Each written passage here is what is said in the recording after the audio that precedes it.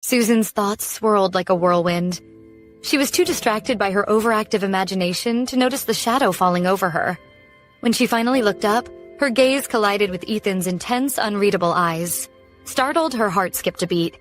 In her panic, she stumbled backward on her high heels, losing her balance. Before she could crash to the ground, Ethan's strong hand shot out, his grip firm around her waist.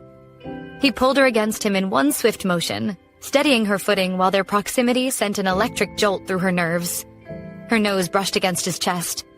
The faint scent of cedar and clean cotton filled her senses, making her cheeks burn with mortification. Ethan tilted his head slightly, one brow arched in quiet amusement. "Am I that terrifying?" Susan's voice came out in a stammer. "No, I was just spacing out." She stepped back quickly, breaking free from his grasp as her heart raced.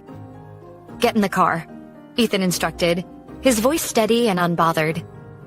Susan hesitated, catching sight of Daniel seated in the passenger seat. Reluctantly, she slid into the back seat, keeping her eyes firmly on her lap. She could feel Daniel's grin even without looking. "Hi, sister-in-law," Daniel teased, turning slightly to look at her. "What were you daydreaming about just now? You didn't even hear the honks. Be honest. You were thinking about Ethan, weren't you?" Her head shot up, and instead of denying it, she blurted with reckless abandon. "Yes, I was thinking of him." Her tone was soft, her words gentle, but her face was as red as her ears. She immediately ducked her head again, embarrassed by her boldness. From the driver's seat, Ethan's eyes flicked to the rearview mirror. He caught the sight of her flushed face and the delicate curve of her reddened ears peeking out from her dark hair. A small smirk tugged at the corner of his lips. "Wow," Daniel let out dramatically, clutching his chest as though he'd been mortally wounded. "I shouldn't have asked. Watching you two be all lovey-dovey is honestly painful. But seriously, Susan, Ethan doesn't exactly have the best personality, or the best temper. Plus, he's got some less-than-perfect habits. What on earth do you see in him?" Susan bit her lip, her mind spinning at Daniel's unexpected question. Ethan's gaze flicked toward her in the rearview mirror, one brow slightly raised in anticipation. The silence stretched, thick and expectant. Deep down, Susan wanted to applaud Daniel for hitting the nail on the head. He was absolutely right. Ethan was a walking contradiction of flaws and intensity. But saying that out loud? Absolutely not. Instead, she whispered, her voice soft but resolute. "When you're in love with someone, their flaws seem like strengths. Gentle, understanding men. They make me feel uneasy. I'm simply fond of his qualities." Her words hung in the air and Ethan's lips twitched, curving into a subtle smirk. Despite himself, he felt a flicker of satisfaction. Still, this woman should know better than to overplay her hand, especially in front of someone like Daniel. Ethan turned his head slightly, his sharp gaze resting on Daniel. Daniel raised his hands in mock surrender. Okay, I get it. I shouldn't have come along, huh?" Ethan didn't reply, but his silence spoke volumes. Susan, ever quick-witted, jumped in to smooth the moment. No. Young Master Kelly, your humor is always a delight. Your presence makes everything feel more relaxed." Ethan's brow furrowed and his voice turned dangerously low. "Are you saying you're not relaxed when you're with me?" Susan's heart skipped a beat. She scrambled for a response, her words tumbling out in a rush. "Well, that's bound to happen, isn't it? When you're with someone you like, your heart races, and you feel completely at a loss." Ethan's finger drummed once on the steering wheel, a contemplative gesture. He said nothing, but the faint smirk creeping back onto his face revealed more than words could. Meanwhile, Daniel was practically drowning in jealousy. He leaned back in his seat with a dramatic sigh. "How unfair. I've never met a woman who showers me with love confessions like this. Ethan, you're one lucky guy." Susan, sensing the shift in atmosphere, quietly fiddled with her phone. She tapped on a notification from Helen and opened 2 videos her friend had sent. The screen lit up, and so did the car, with a loud, unmistakable sound.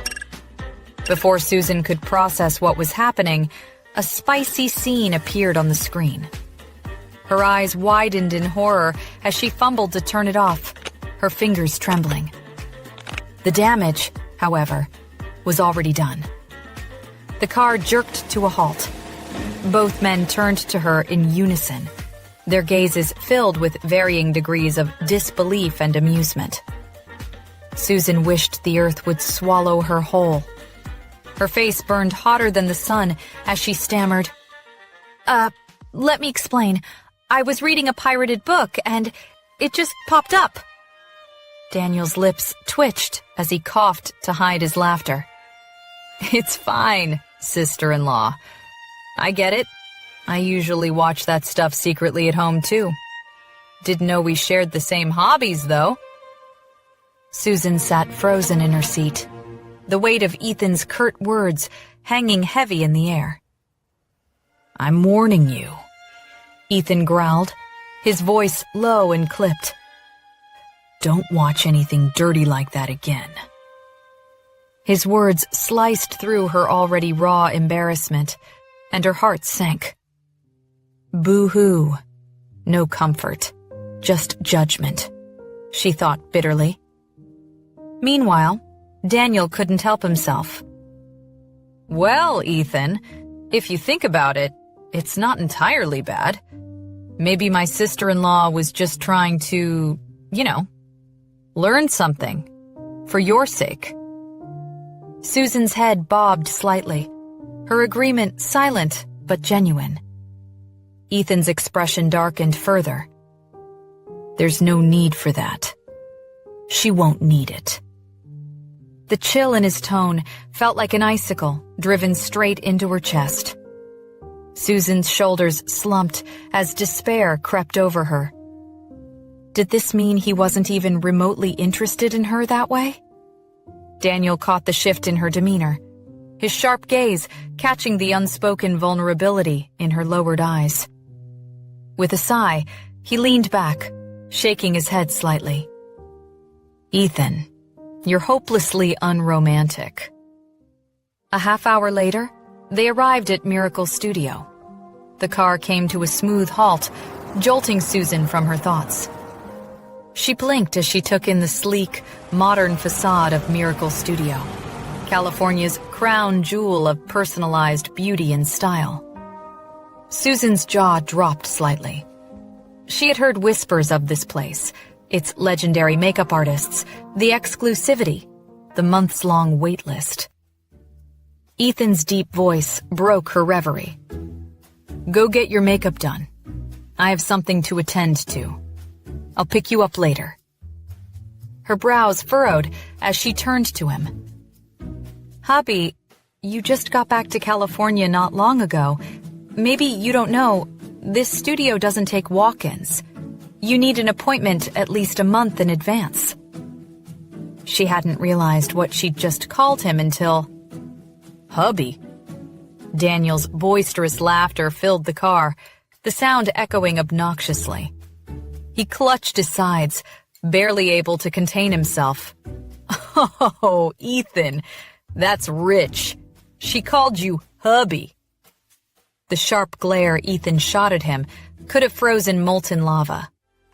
Daniel's laughter abruptly cut off, and he cleared his throat awkwardly, his face a mix of fear and forced composure.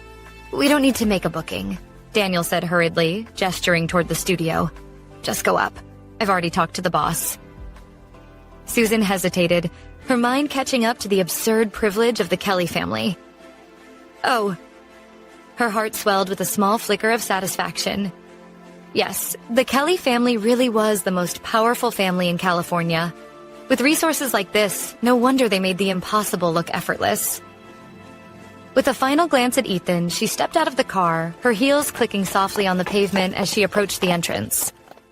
As soon as she got upstairs, the store manager welcomed her and personally did her makeup.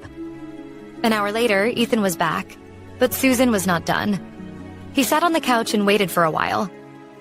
The door to the VIP room was soon opened, and Susan walked out of it. She wore a long aqua dress, which was embroidered with diamonds all over. Not only was the dress shiny, but it also outlined her graceful figure perfectly. Her hair, which looked as dark as seaweed, was curled and fell over her shoulders. She seemed like a beauty back in the 90s, looking pretty and seductive. Ethan's eyes flashed with a burning sensation. He had long since been aware of her beauty. Unlike many other women these days, she had not gone through plastic surgery to have such beauty. Little did he expect that she would turn out to be strikingly attractive, even with little makeup. "Hubby, do I look good?" As soon as Susan noticed his gaze, her red lips flashed a winning smile. She walked toward him, hoping that he would shift his eyes towards her. Ethan remained silent while resting his gaze on her chest. Susan blushed upon noticing that. She deliberately poked his chest. "Hey, what are you looking at?" With her soft and flirtatious voice, he was on the verge of pulling her into his arms in spite of himself. Luckily, he managed to control himself. He spoke in a tense voice. "Go and get changed." "Why?" Susan was confused. "This dress is too revealing. I don't like it." He turned around and went down right after that. Furious, Susan felt an atomic bomb going off in her head. From his gaze earlier, it had given her the impression that he was aroused by her. The store manager beside her said with a smile, "Miss Drew, Mr. Ethan Strom cares about you a lot." To listen to the full audio series, install the Pocket FM app now.